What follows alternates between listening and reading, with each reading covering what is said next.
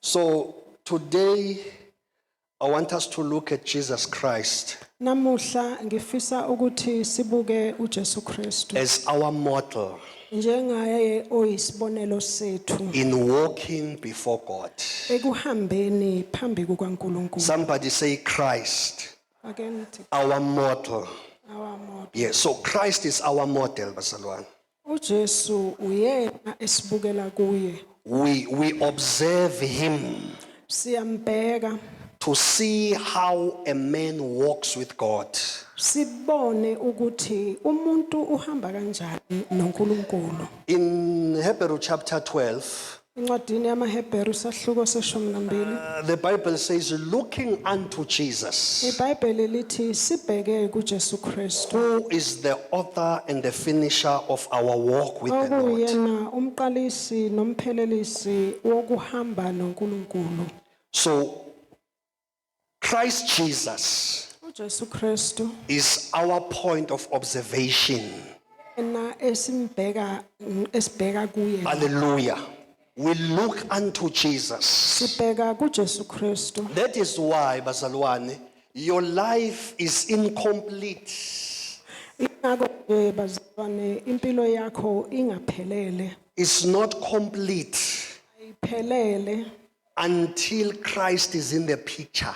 kuze uJesu Kristu abe khona Your, empilweni yakho. your walk of faith Uhambo lwakho lokukholwa is not complete aluphelele if Christ is not in the picture. uma uJesu Kristu engekho kulolo hambo. Because he is your point of observation. Ngoba uJesu Kristu uyena obheke Yes, kuye. he is your model. Uyena obuka kuye.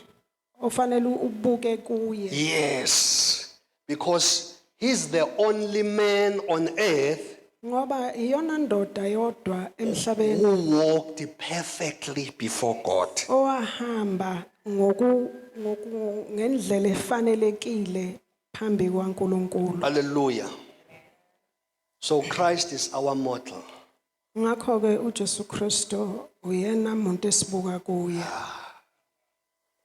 That is why I have a very big problem Ingakho nje nginenkinga enkulu kakhulu. about someone who claims to know God, Ngumuntu othi uyena uyamazi uNkulunkulu. but they want to remove Christ in the picture. Kodwa ke ebefuna ukuthi ke uJesu Kristu angabi khona kuleyo nto yakhe ukwazi uThixo.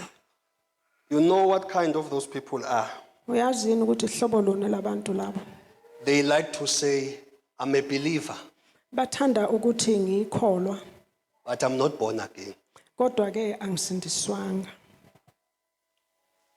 You see that this is the son of Lucifer. Uyabona ke ukuthi le indodana kaSathane. This is the offspring of a serpent.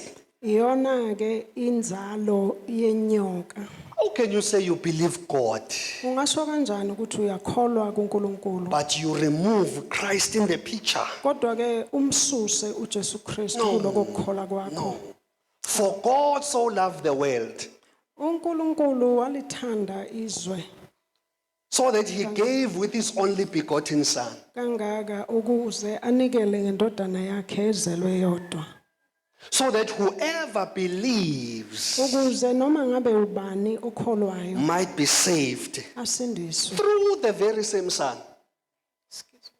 Through the very same kuyo son. leyo ndodana leyo. Then we have people who come and say, I believe, but I'm not born again.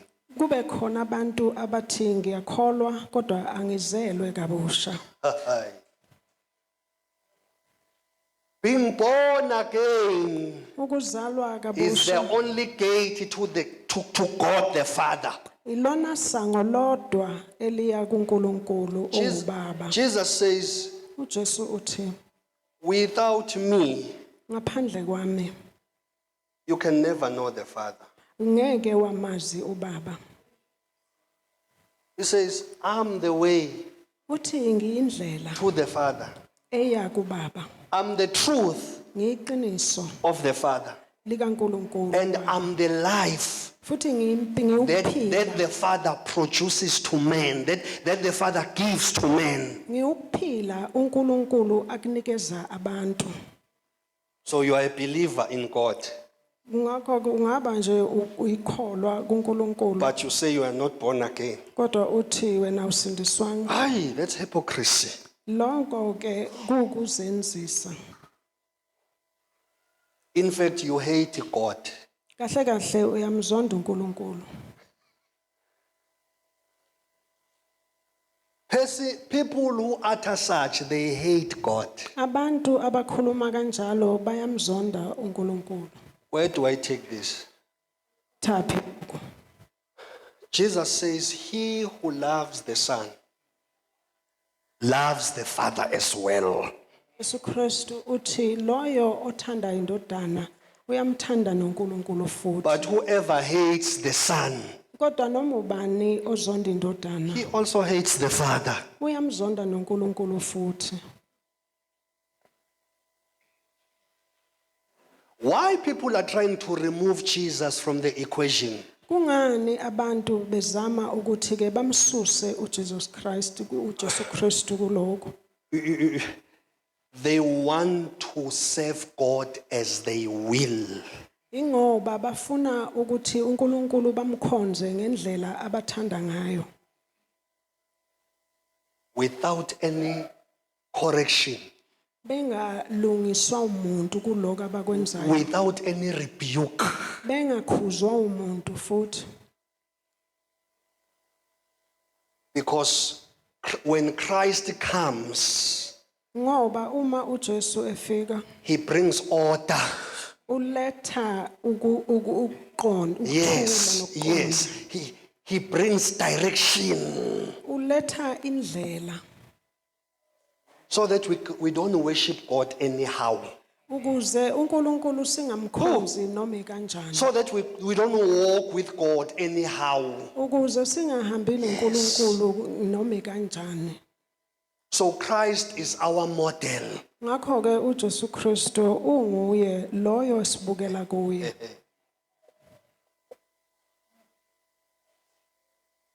Somebody say he's our model. He's our model. Yes, that is Jesus for you. Jesu loyo.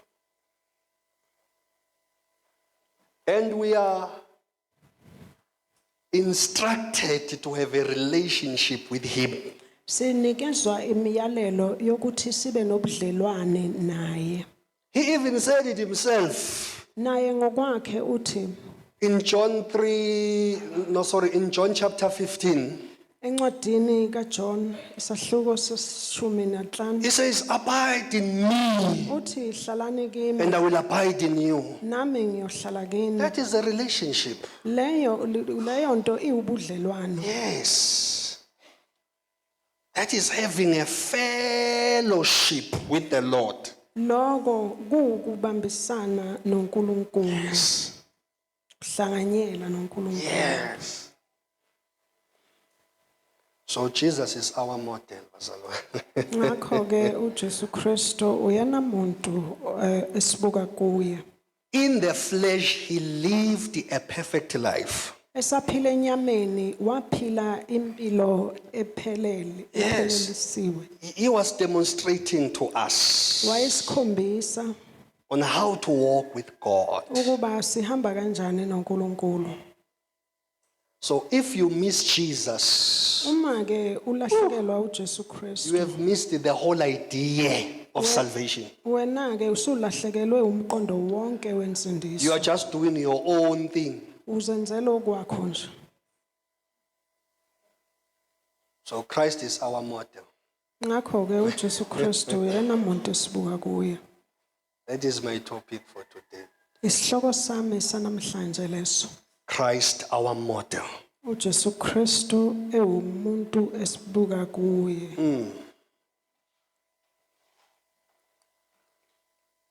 We behold his face.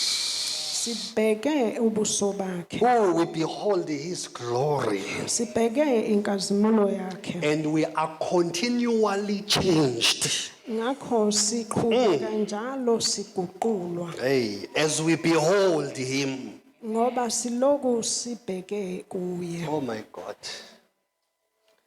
Tshela umakhelwane angazeliswa isingisi siyamzama.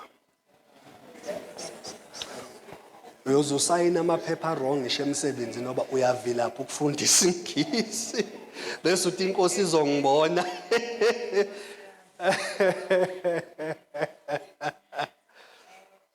Oh my God.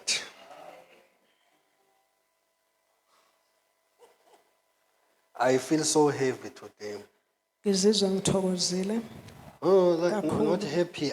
I feel heavy. Oh, ngizizwa umoya wami usinda.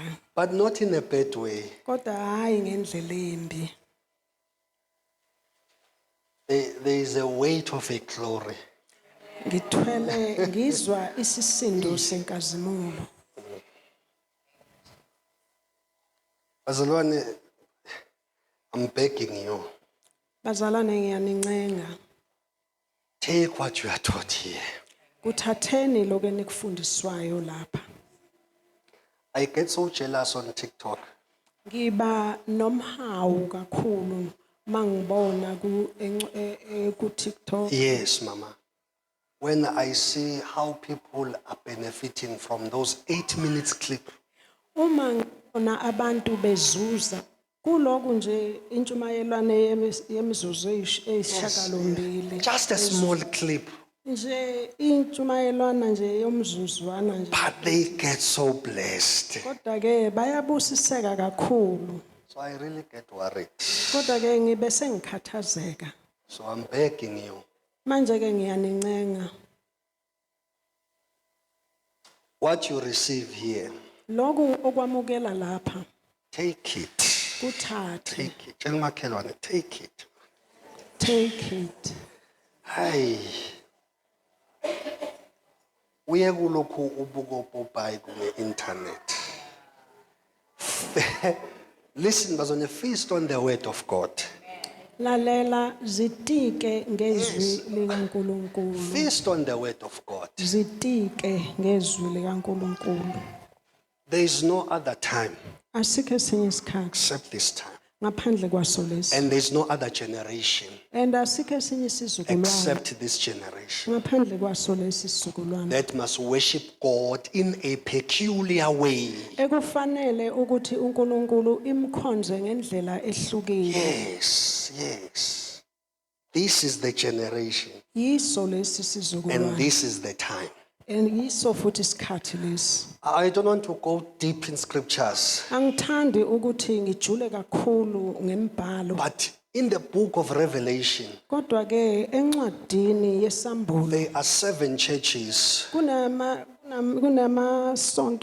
kunamabandla ayisikhombisa. There are 7 churches there. Kunamabandla ayisikhombisa. Mama Nkosi, those churches are not just there.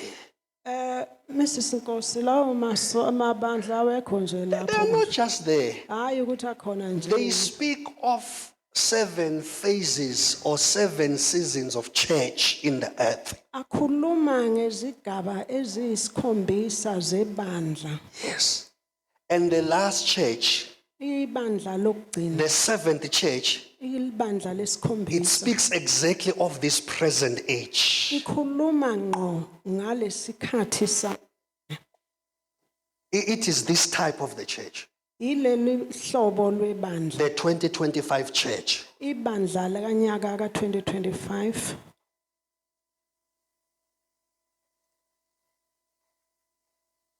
A church that is lukewarm. ibandla elintukuntuku. It's not cold, Alibandi, it's not hot. alishisi, lisivivi.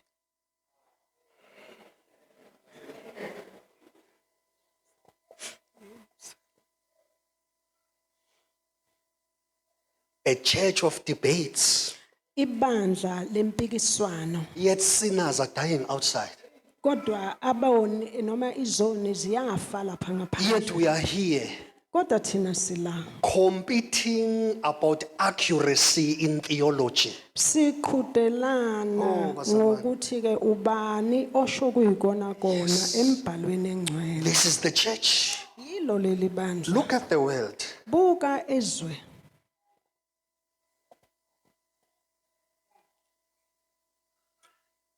From here to town, Ukusuka la you ngedolobheni are quiet, uthule but ngithu If something goes wrong on me on social media, kodwa makungaba khona nje into esingasahambi kahle you feel that you have an opinion. einkundleni zokuxhumana wena uyake bese ubuzizwa ukuthi unombono.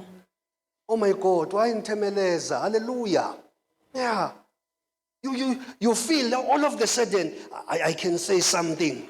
Uyabona ukuthi nje manje nje khona engingakusho. But when you are in the text with the sinners Kodwa ke uma ulapha nezone at your workplace, emsebenzini wakho you are quiet. uthule. What a hypocrisy. Waze waba umzenzisi. So this seventh church in Revelation, Ngakho ke leli bandla lesikhombisa encwadini yesambulo it speaks of the present state of the church. likhuluma ngesimo samanje sebandla.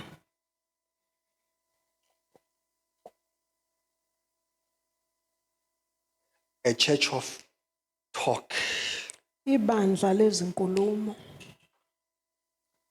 All talks but no power. Kodwa ke ukukhuluma nje kuphela amandla wekho. No results. Imphumela yikho. That is the present state of the church. Yiso isimo ibandla lanamhlanje elikuso. Younger pastors, Abafundisi abasebancane they feel that they have authority to correct older ones. bayibona ke benegunya lokuthi bangaqondisa abafundisi abadala. You see, we are in the Mickey Mouse house. Ngiyabona yini ukuthi nje sisendaweni engathi yokudlala. Any person who wants to be a celebrity, Noma ngabe ubani ofuna ukuba usaziwayo they sleep as drug dealers. bangena ngokuthi babe abathengisi No, bezidakamizwa. they sleep as drug dealers, but they wake up as pastors. They sleep as Zangoma, they wake up the apostles and prophets. Sibeyolala balale bengabathengisi noma abashushumbisi bezidakamizwa kodwa bavuke sebe abafundisi noma balale beyizangoma kodwa ke bavuke sebe abafundisi. Why it is so easy? Kungani kulula kangaka? We have not demonstrated the gospel well. Thina ke asizange silikhombise The gospel, evangeli. ivangeli ngendlela. We didn't present it well. Azange silibonise ngendlela efanele silibonise ngayo. Everyone is a Christian. Noma ngabe ubani uyikholwa, Everyone is born again. noma ngabe ubani uzelwe kabusha, They bow to other gods, baguqa Thixo but they are Christians. kodwa baba makholwa. They consult people of foreign altars. Ahamba bayocephaphatha kubantu bama altare angaziwa But they are Christians. kodwa bamakholwa. There's something wrong, bazalwane, Kukhona into engalungile and it must be fixed. kodwa futhi kufanele ukuthi ilungiswe. And Jesus will not fix it. uJesu ngeke azayilungisa. It is the body. Umzimba Where do we start? siqala phike. You need to be clear. Sifanele ukuthi sicace. Be clear that you are born again. Sicace ukuthi Be sisindisiwe. clear. Sicacise. No matter the circumstance, Noma ngabe iziphi no izimo matter what esibhekene you nazo, are facing, noma ngabe ikuphi engibhekene nakho. be clear. Cacisa. Thank you, Katete Siyabonga. Be very clear. Cacisa nje kucace. And be very serious about your faith. Futhi zimisele kakhulu ngokholo lwakho. Be on the spotlight about your faith. Futhi ke uvele nje ube lapha obala ngokuthi ke wena ukholo lwakho uluphi.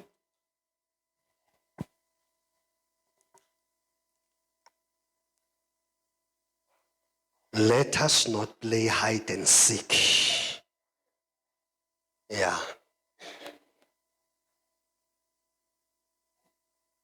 bayacasha abazalwane. Abazalwane bayacasha. Abazalwane bayambuluza.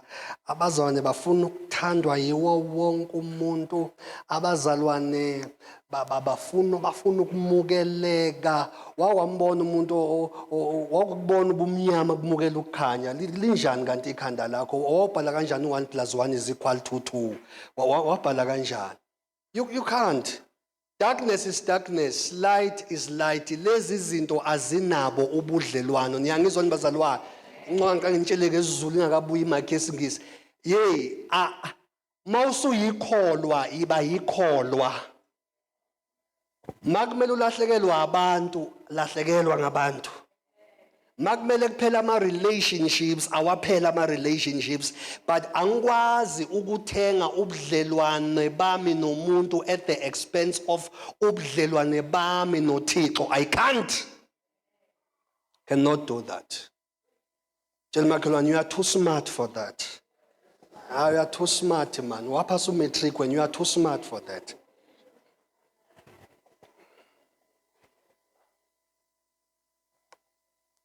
So if relationships has to end, akwenze njani?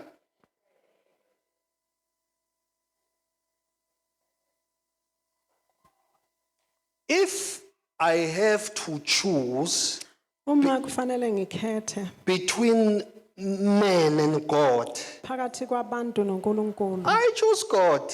mina ngiyokhetha uNkulunkulu.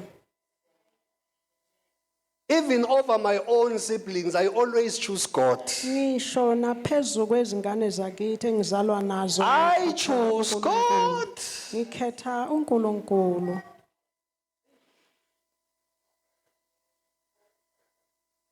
I choose God.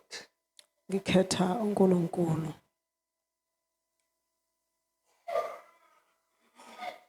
So what will bring order? Yini ke ezobuyisela isimo endaweni? A church must arise.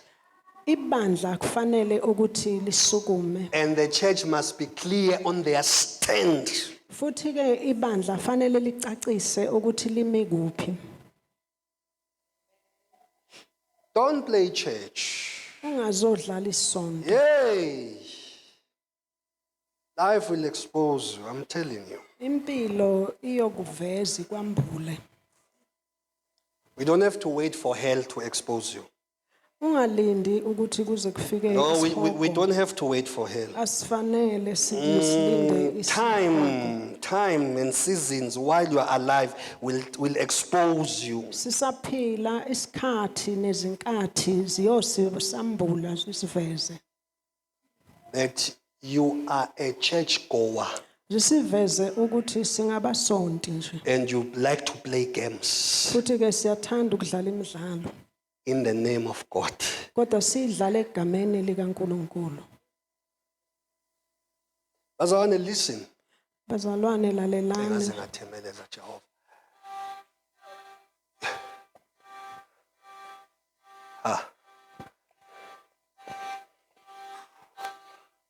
Be clear. Cacisa, Be clear. caca, Azangazi into ngizoyifaka kanjani kuwe. Be clear. caca. Not in words. Hayi ngamazwi. Even in how you walk, be clear. Ucace nangendlela ohamba In ngayo. decisions, be clear. Nasezinqumeni caca. Now listen. Lalela. Until you become a sacrifice, Uze ube umhlatshelo. you are still playing. Kodwa ke kusho ukuthi usadlala nje. The day you will come out of playing church, it is when you see that I'm becoming a sacrifice. Isikhathi oyophuma ngaso ekudlaleni ukusonta yilesikhathi oyoyibona ngaso ukuthi manje usuba umhlatshelo. Wangcwele ngifuna ukuya lapha. Hallelujah. Look at the things you are chasing. Bheka izinto oyigijimisayo.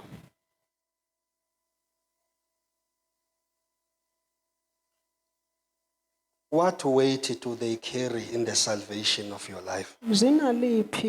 Zinasiphi isisindo ekusindisweni kwempilo yakho?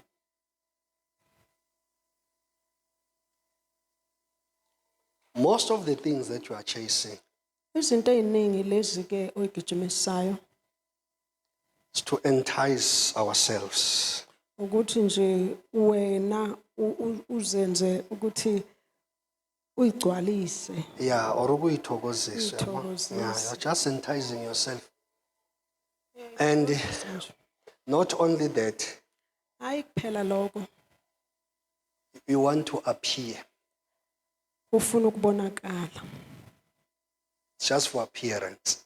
Ukuthi nje mawubonakale nawe. And this appearance Lokho kubonakala lokho is forgotten in less than 24 hours. kuyakhohlakala emani Just angaphansi in the scope of a day, we're forgotten. olodwa kuyasusuke sesikhohliwe.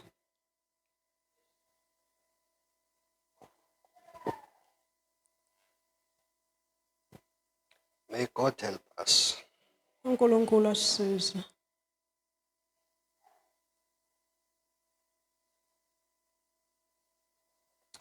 I want to say this. I know kuzongifaka enkingeni, but I'll say it. Ngiyathanda ukusho lokho, ngiyazi ukuthi kuzongifaka enkingeni kodwa ngizokwenza. I'll say it.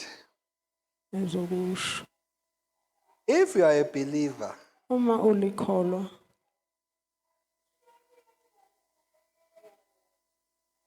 or if you say you are a believer, noma ke uma uthi uyikholwa, but you have to choose. Please hear me well, bazalwane. ningizwe kahle bazalwane. Ngangizwa ngokulimala. Ngangizwa ngoma-soul. Please hear me very well. Hear me very well. Sicela usifundele.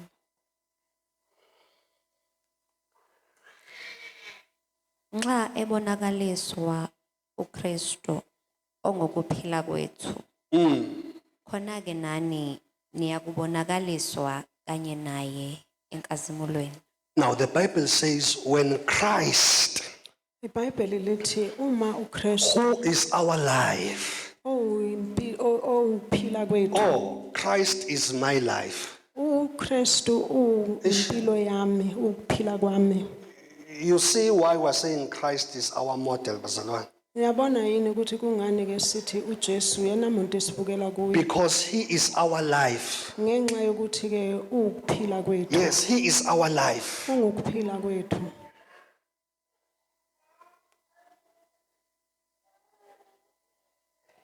This means a believer Lokhu kuchaza ukuthi ikholwa has no life outside Christ, alinako ukuphila ngaphandle kukaKristu. because this Christ is your life. Ngenxa yokuthi ke lo Kristu ungukuphila kwakho. How I think, Uma ngicabanga indlela engicabanga ngayo, how I talk, indlela engikhuluma ngayo, how I relate to people, indlela engikhuluma ngayo kubantu, I must learn all these from Christ, konke lokhu kufuneka ngikufunde kuye uKristu. because he is my life. Ngenxa yokuthi ungukuphila kwami. Yes, what Christ is my life. Christ is my life. Yes. How you deal with your adversaries. Indlela ke owenza ngayo kulabo abakuhlukumezayo, You must adopt the culture from Christ fanele ke ukuthi uthathe usiko lukaKristu so that you can also walk in his blessedness. ukathi ke uzokwazi ukuthi uhambe esibusisweni sakhe, Or ekubusisekeni kwakhe. ekubusisekweni kwakhe. Yes. So when you say Christ is my life, Uma uthi uKristu ungukuphila kwami, you are saying all that I am, okushoyo ukuthi konke engiyikho, all that I have, konke enginakho, all that I shall ever be, nako konke engiyoba yiko, I'm taking it from Christ. ngikuthatha kuKristu, I'm drinking from Christ. phuza kuKristu. So Christ is my life. Ngakho uKristu ukuphila kwami. Therefore, I will look at him ngakho-ke ngiyobheka kuye I will study his way of life. ngiyoyifunda indlela yempilo yakhe I will study how he walked before God. ngiyokufunda ukuthi uhambe kanjani phambi kwaNkulunkulu I will study his obedience. ngifunde ukulalela kwakhe. So Christ is my life. uKristu ungukuphila kwami. Yeah, Christ is my life. Kristu Number one, ungukuphila write kwami. this down. Cela ubhale lokhu phansi. Okokuqala,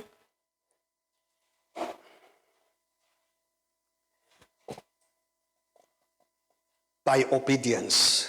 ngokulalela. Yes, that's the first point. Iphuzu lakho lokuqala. So as a believer, you must study how Christ obeyed God. Njengekholwa kufanele ke ukufunde ukuthi uKristu wamlalela kanjani uNkulunkulu. So that you can also walk obediently.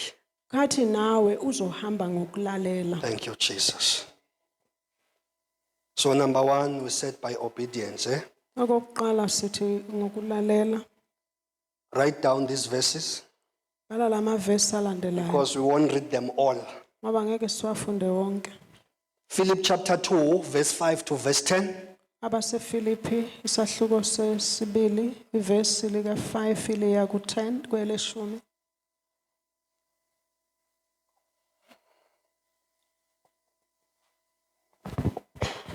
Also Hebrew 10, Naba nencwadi yamaHebheru isahluko seshumi. sisese right ithandwa zami. From verse 5 to verse number 7. Ukusuka evesini lesihlanu kuye evesini lesikhombisa. Can we read Hebrew chapter 10? Ungasifundela yini incwadi yamaHebheru isahluko seshumi? Let us start from verse number 5. Siqale evesini lesihlanu.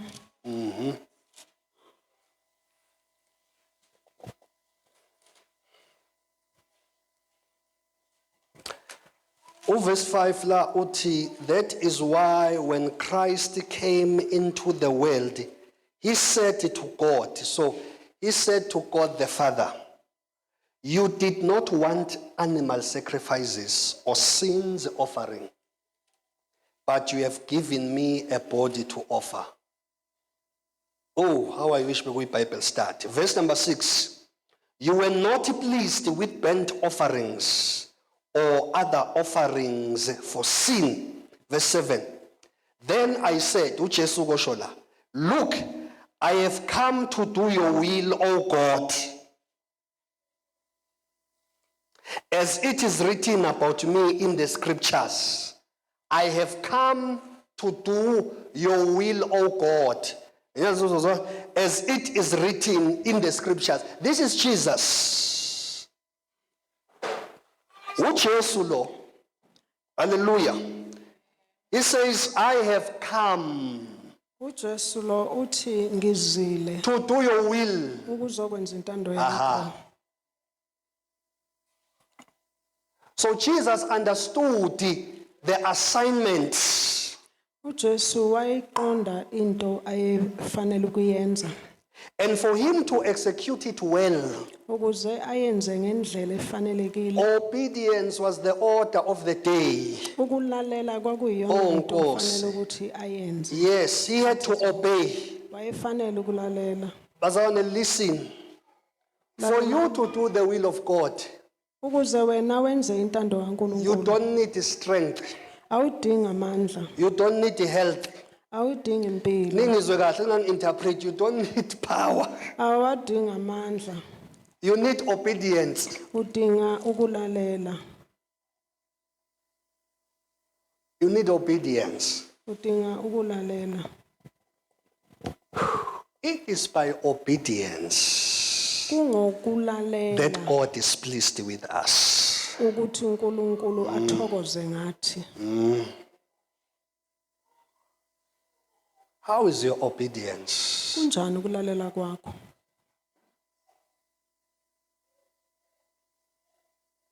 How many things have God spoke to